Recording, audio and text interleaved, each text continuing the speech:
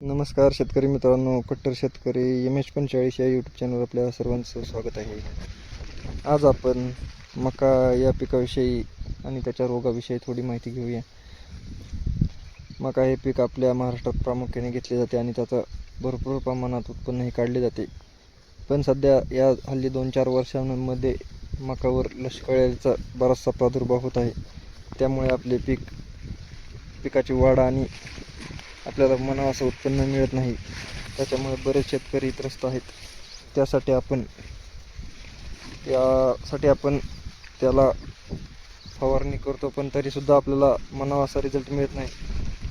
या पद्धतीने आपल्या मकाचे नुकसान ती लष्करी अळी करत असते आणि पीक हे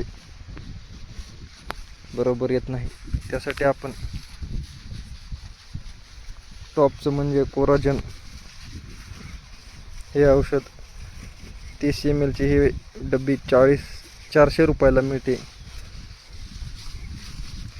आणि ही आपण प्रतिपंप 6 ml फवारली असता आपल्याला उत्कृष्ट प्रकारे असा रिझल्ट मिळतो आणि आपल्याला या अळीपासून सुटका मिळते आणि आपल्या उत्पन्नात वाढ सुद्धा होते. त्यामुळे आपण दुसरे कुठलेही औषध न वापरता कोराजन हे औषध घेऊन आपल्या पैशाच्या वेळेची बचत करावी आणि एकदाच ते फवारावे.